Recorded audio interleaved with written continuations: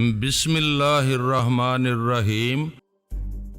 महागुरु मानक जाति अपनी कोठी के बड़े गेट के पास कार ड्राइव करता हुआ पहुंचा तो देखा वहां एक नौजवान हसीन दोशीजा और एक नौजवान मर्द खड़ा है। मसल्ला गार्ड ने बड़े गेट को खोला। मानक जाति ने कार रोककर पूछा, तुम दोनों कौन हो और इतनी रात को यहाँ क्यों खड़े हुए हो? फहमी ने आगे बढ़कर दोनों हाथ जोड़कर कहा, नमस्ते, मैं आपकी मुंह बोली बहन रत्ना हूँ और ये मेरे पति प्रीतम कुमार हैं। अली ने भी हाथ जोड़कर इसे नमस्ते कहा। मानक जाति फौरन कार से बाहर आकर बोला, तुम हमारी बहन रत्ना हो और यहाँ खड़ी हुई हो, आओ मेरे साथ अंदर चलो। इसने फहमी और अली के सरों पर हाथ रखकर आशीर्वाद दी। फिर इनके साथ कोठी के अंदर आकर बोला, तुम फोन पर कहती तो हम तुम्हारे लिए गाड़ी भेज देते, अब हम तुम दोनों को नहीं जाने देंगे, बाहर तुम्हारे लिए बड़ा खतरा है। अली ने कहा, हम खतरात से खेलने आए हैं। 4 बरस तक मैं अपने साले महागुरु पांडे से छुपता रहा। दरअसल मैं और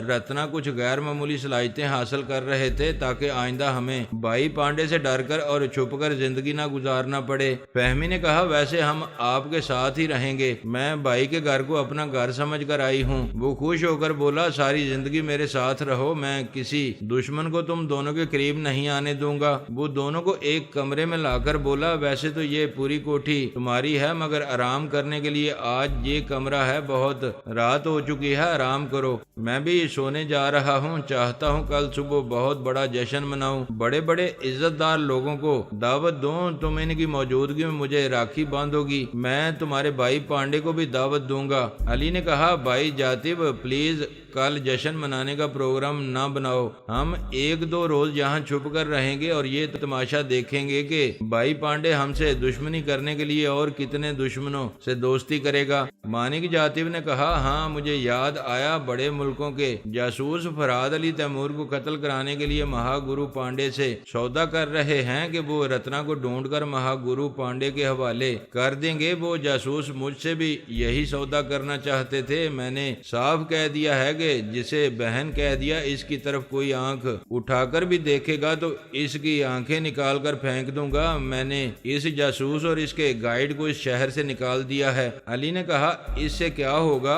दूसरे कई जासूस रत्ना को तलाश करने आएंगे और पता नहीं हमारे खिलाफ और कैसी साजिशें होंगी। हम यहाँ छुपकर इन साजिशों को समझना चाहते हैं। ठीक है, बाहर किसी को खबर नहीं होगी कि तुम दोनों यहाँ हो, बेफिक्र होकर आराम से सो जाओ। वो इन्हें कमरे में छोड़कर चला गया। दूसरी सुबह खिलाफे तवक्को वाकया पेश आया। असली रत्ना अपने पति मोहनदास और अपने एक बच्चे के साथ ट्रेन के जरिए आ गई। सबसे पहले जासूसी इदारे के मुसव्वर और इसके साथी सुरागर सानों की नई टीम ने इन्हें देखा। पहले वाली टीम के जासूस ने इनसे राब्ता करके बता दिया था कि महागुरु मानक जातिब और इसके चेले इन्हें देखते ही गोली मार देंगे, लिहाजा वो शहर छोड़कर जा चुके हैं। अब सुरागर सानों की नई टीम रत्ना को तलाश करके इसके भाई महागुरु पांडे के पास पहुंचाएगी। इस नई टीम के जासूस इसी कंपार्टमेंट में थे जिसमें रत्ना सफर कर रही थी। इन्होंने रत्ना की तस्वीर का जो खाका बनाया था वो इसी खाके के मुताबिक थी। फिर इस टीम के साथ हिंदी और अंग्रेजी समझने वाले 2 गाइड थे। इनमें से एक ने रत्ना के पति मोहनदास के पास आकर एक हमसफर की हैसियत से पूछा, मैं पहली बार पूरी शहर जा रहा हूँ, अब कितना सफर रह गया है? मोहनदास ने कहा, हम सिर्फ आधे घंटे में पहुंच जाएंगे। क्या तुम इसी शहर में रहते हो? मेरी वाइफ इस शहर में रहती थी। इसके भाई महागुरु धनराज पांडे ने 7 घंटों तक सांस रोककर आलमी शोहरत हासिल की है। शायद तुमने अखबारात में पढ़ा होगा। हाँ मैंने पढ़ा है। अच्छा, तो बहन अपने भाई को कामयाबी की बधाई देने जा रही है? हाँ बधाई तो देना चाहिए, लेकिन भाई अपनी बहन से नाराज है। अब मैं क्या बताऊं, कुछ घरेलू झगड़े हैं, हम इन्हें निपटाने की कोशिश करने जा रहे हैं। इस गाइड ने सुरागर सानों के पास आकर इसके रत्ना होने की तस्दीक की। फिर मोबाइल फोन के जरिए महागुरु पांडे से राब्ता किया और कहा, मैं इन्हीं जासूसों का गाइड हूँ जो रत्ना को आपके हवाले करके फरहाद को कत्ल करना चाहते हैं, मगर तुम्हारा आवाज तो दूसरा है। हाँ महागुरु मानक जातिब ने पहले गाइड और जासूस को गोली मारने की धमकी देकर शहर से निकाल दिया है और चैलेंज किया है कि रत्ना इसकी मुंह बोली बहन है, कोई इसे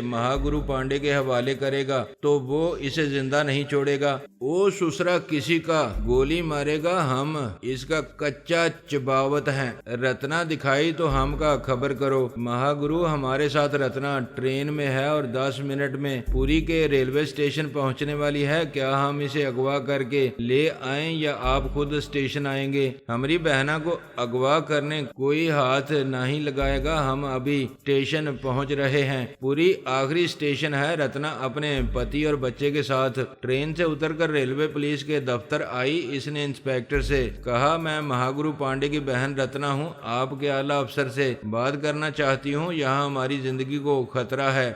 आप अपने चंद सिपाहियों के साथ महागुरु पांडे से ना मुकाबला कर सकेंगे और ना हमारी हिफाजत कर सकेंगे। इंस्पेक्टर रिसीवर उठाकर आला अफसर से राब्ता करने लगा। दूसरी तरफ महागुरु पांडे अपनी कार में स्टेशन की तरफ आ रहा था। इसने मोबाइल के जरिए राब्ता करके कहा, महागुरु मानक जातिव हम बोल रहे हैं, तुम हमारी आवाज पहचानते हो ना? मानक जातिव ने कहा, हर इंसान की आवाज को मौत बुला देती है। इतने सवेरे फोन किया है, बात क्या है? तुम दूसरा मुल्क के जासूस को धमकी दे रहा कि कोई हमारी बहन को हमरे पास पहुंचाएगा तो तुम इसको जिंदा नहीं छोड़ोगे। हमरे एक जासूस ने बताया है कि रत्ना ई बकत ट्रेन से आई है, स्टेशन में है, हम ऊ का लेने जा रहे हैं। तुम रोक सकत हो तो रोक लो। इस वक्त मानक जातिब नाश्ते की मेज पर फहमी और अली के साथ था। इसने फहमी को देखा, गोया रत्ना को देखा, फिर कहकहा लगाते हुए फोन पर कहा,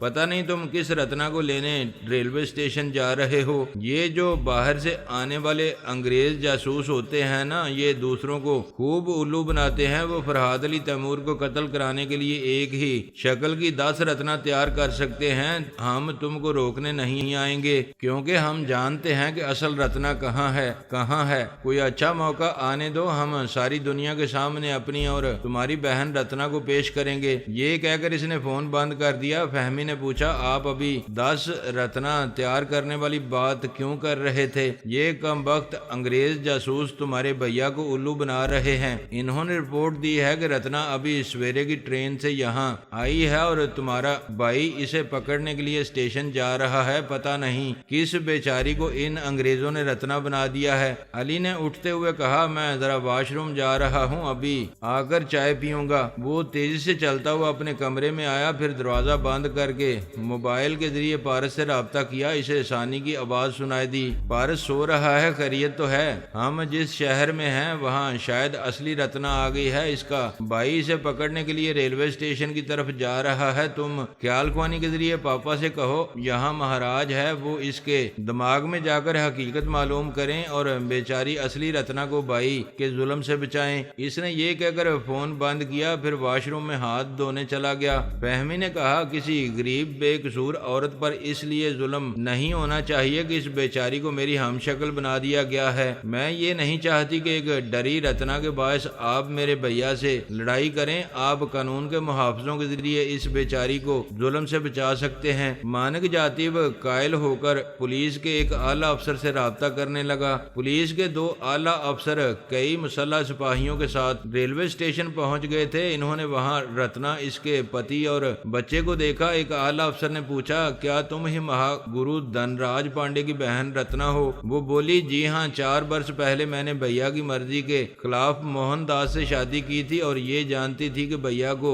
हमारी शादी वाली बात मालूम होगी तो वो हम दोनों को जान से मार डालेंगे। इसलिए मैं अपना घर और ये शहर छोड़कर अपने पति के साथ चली गई थी। तुम कहाँ गई थी? हम एक शहर से दूसरे शहर छुपते फिर रहे थे। ये जानते थे कि भैया के चेले हमें ढूंढते फिर रहे होंगे, वो हमें जिंदा नहीं छोड़ेंगे। जब तुम दोनों इतने खौफजदा थे तो अब वापस क्यों आए हो? हम एक शहर से दूसरे शहर भागते भागते और छुपते छुपते परेशान हो गए थे। मोहनदास पक्की नौकरी कहीं नहीं कर सकता था। जब ये बच्चा पैदा हुआ तो मेरी ममता ने कहा, हम 1-2 वक्त भूखे रह सकते हैं लेकिन इस मासूम को भूखा नहीं रख सकते। जबकि इसके नाना ने मेरे लिए इस शहर में अच्छी खासी दौलत और जायदाद छोड़ी है। मोहनदास मोहनदास ने कहा, मैंने भी यही सोचा कि एक दिन हमें मरना है, फिर क्यों ना पुलिस की मदद हासिल करके कानून के साये में पहुंचकर इस बच्चे को जिंदा रखा जाए। अगर आप हमारी मदद करेंगे और पांडे भैया को समझाएंगे तो शायद इनका गुस्सा ठंडा हो जाएगा।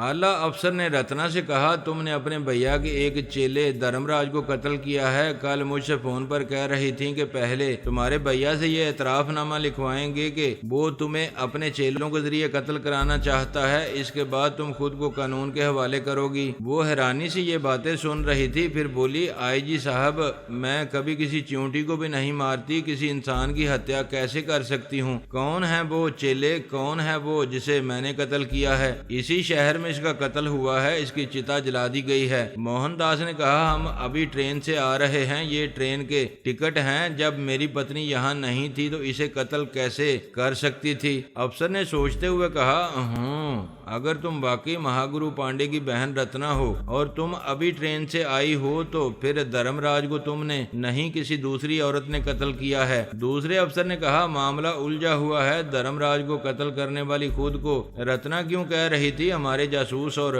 पांडे के चेले इस रत्ना को तलाश कर रहे हैं और इधर ये रत्ना ट्रेन से अभी यहाँ आई है। एक सिपाही ने आकर कहा, सर, महागुरु पांडे अपने दर्जनों चेलों के साथ आ रहा है, इसके तमाम चेलों के पास हथियार हैं। आला अफसर ने अपने मातहत अफसर से कहा, दफ्तर के बाहर अपने सिपाहियों से कह दो कि यहाँ महागुरु पांडे के सिवा कोई नहीं आएगा। मातहत अफसर हुक्म की तामील के लिए चला गया। थोड़ी देर बाद महागुरु पांडे के गर्ज गर्ज कर बोलने की आवाज आई। फिर वो गुस्से से पांव पटकता हुआ दफ्तर में आकर बोला, ए हमरे संग का सलूक होबत है, हमरा रिवाल्वर भी हमसे ले लन है, हमरे पास ऊ का लाइसेंस है। आला अफसर ने कहा, मैं किसी भी शहरी को अपने सामने हथियार लाने से रोक सकता हूँ और हथियार का लाइसेंस मनसूख कर सकता हूँ। आप मेरे सामने गर्ज कर न बोलें, नरमी से बात करें। हम मानत हैं आप बहुत बड़े अफसर हैं, हमसे हथियार छीन सकत हैं, हमका हवालात में बंद कर सकत हैं, पर हमारी गैरत को बंद नहीं कर सकत हैं। वो सुसरी इधर लौट के आई है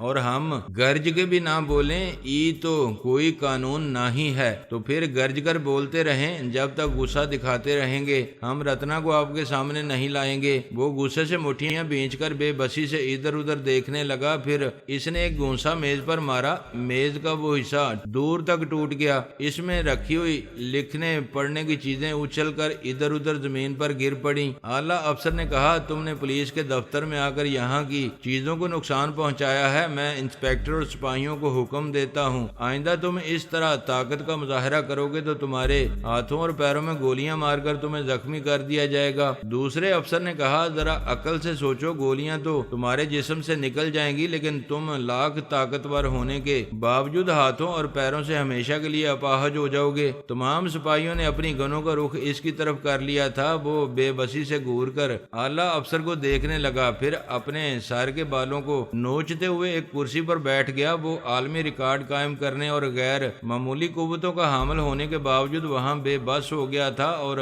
अपनी तौहीन महसूस कर रहा था। इसी वक्त महाराज वहां आया। आला अफसर ने पूछा, तुम्हें किसने अंदर आने की इजाजत दी है? वो बोला, मुझे कहीं जाने के लिए इजाजत नहीं लेनी पड़ती है, मैं टेलीपैथी जानता हूँ, महागुरु और कानून के काम आने के लिए यहाँ आया हूँ। पांडे ने कहा, तुम बड़े अच्छे वक्त पर आए हो, अपना टेलीपैथी से इस सुसरी को पकड़ के लाओ। ई सब पुलिस को पत्थर का मूर्त बनाए दो। महाराज ने हाथ जोड़कर कहा, महागुरु, टेलीपैथी के जरिए किसी को पत्थर नहीं बनाया जा सकता। हम सबको एक अच्छे शहरी की तरह कानून का साथ देना चाहिए। आपकी बहन रत्ना यहाँ आई है, मैं आपसे प्रार्थना करता हूँ कि गुस्सा न करें, दिमाग ठंडा रखें। हम और आप जितने भी ताकतवर हो जाएं, कानून से ज्यादा ताकतवर नहीं हो सकेंगे। आला अफसर ने कहा, तुमने हमारे देश का नाम ऊंचा किया है, इसलिए हम तुम्हारी इज्जत कर रहे हैं। अभी तुम्हारी जगह कोई दूसरा पांडे होता तो हम इसे हवालात में बंद कर देते। अकल से काम लो, जो इज्जत तुम्हें मिल रही है इसे संभाल कर रखना सीखो। क्या तुम्हें ये अच्छा लगेगा कि कल के अखबारों में तुम्हारे जख्मी होने और अपाहज बन जाने की खबर शाया हो? वो कुछ ठंडा पड़ गया, धीमी आवाज में बोला, ठीक है अफसर साहब, जो तुहार मर्जी, हम इधर चुपचाप बैठा रहेंगे, मगर इस सुसरी को देखेंगे कि वो बहुत ज्यादा शक्तिवान कैसे हो गई है। इसने हमरे एक चेले को मार डाला है। आला अफसर ने हुक्म दिया कि रत्ना इसके पति और बच्चे को लाया जाए। अगर महागुरु पांडे अपनी जगह से उठे और कानून के खिलाफ कोई भी हरकत करे तो इसके हाथों और पैरों को गोलियों से छलनी कर दिया जाए। 2 सिपाही हुक्म की तामील के लिए चले गए। सानी ने मेरे पास आकर मुझे बताया था कि वहाँ असली रत्ना आ गई है, लिहाजा इस बिगड़ने वाली सिचुएशन को महाराज के जरिए संभाला जा सकता है। महाराज मेरे ही हुक्म पर पुलिस के दफ्तर में आया था और सानी वहाँ के हालात फहमी और अली को बता रही थी। महागुरु मानक जाति नाश्ता करने के बाद ये कहकर गया था कि वो अंग्रेज जासूस का तमाशा देखेगा कि वो किस तरह पांडे को उल्लू बना रहे हैं। इस तरह वो भी रेलवे पुलिस के दफ्तर चला आया। चूँकि वो एक मोअज़्ज़ज़ शहरी था, इसलिए आला अफसर ने इसे दफ्तर में आने की इजाजत दी थी। इसने आकर कहा, आईजी साहब मुझे तो यकीन नहीं आ रहा है कि रत्ना यहाँ है और अभी ट्रेन से आई है। अगर अभी आई है तो कल रात धर्मराज को किस रत्ना ने कत्ल किया था? आईजी ने कहा, हाँ ये केस उलझ गया है, पहले हम तस्दीक तो कर लें कि अभी ट्रेन से आने वाली महागुरु पांडे की ही बहन है। सिपाही रत्ना और इसके पति और बच्चे को लेकर आए। रत्ना का आधा चेहरा आंचल से छुपा हुआ था। आला अफसर ने कहा, अपना चेहरा दिखाओ, साड़ी का ये आंचल हटाओ। इसने आंचल हटाया। महागुरु मानक जाति इसे देखकर चौंक गया, क्योंकि इसकी हमशक्ल रत्ना को वो अभी अपनी कोठी में छोड़कर आया था। वो आंखें फाड़ फाड़ कर इसे देख रहा था। महागुरु पांडे ने इसे देखते ही कहा, हाँ ये ही सुसरी हमारी बहना रत्ना है। क्यों री अपने यार के साथ भाग गई थी? वो बोली, भैया मैं हाथ जोड़कर बोलती हूँ, मेरी बेइज्जती आपकी बेइज्जती होगी। मैंने कोई गलत काम नहीं किया है, बकायदा शादी की है। हमारे पास शादी का सर्टिफिकेट है। ये मेरे पति मोहनदास हैं, आपके बहनोई हैं। खबरदार किसी लफंगे को हमारा बहनोई बोलेगी तो हम जुबान खींच लेंगे, तोहार बच्चे का टेंटवा दबाए देंगे। आला अफसर ने कहा, महागुरु पांडे तुम एक मुजरिम की तरह हमारे सामने अपनी बहन को धमकियां दे रहे हो, दिमाग ठंडा रखो। ठीक है अफसर साहब, हमारा दिमाग ठंडा हो गया है। ये हमारी बहना है, हम इसके भाई हैं, हम इसको अपने घर ले जाने का हक रखते हैं ना, आप इसको हमारे साथ जाने दें। आला अफसर ने कहा, हमने घाट घाट का पानी पिया है, इतनी जल्दी तुम्हारा दिमाग ठंडा हो गया? तुमने सोच लिया कि बहन बहनोई और बच्चे को ले जाकर इनके साथ क्या सलूक करोगे, मगर हम इस वक्त रत्ना को तुम्हारे साथ जाने देंगे जब तुम पक्के कागज पर ये लिख कर दोगे, अगर तुम्हारी बहन बहनोई और भांजे किसी हादसे में या गैर कुदरती तौर पर मरेंगे या दम घुट जाने से मरेंगे तो इनके कातिल तुम कहलाओगे। वाह साहब, ये कानून है। हजारों लाखों लोग ऐसा वैसा मौत मर जाते हैं, हम का जानत हैं इनका नसीब मां कैसा करके मरना है।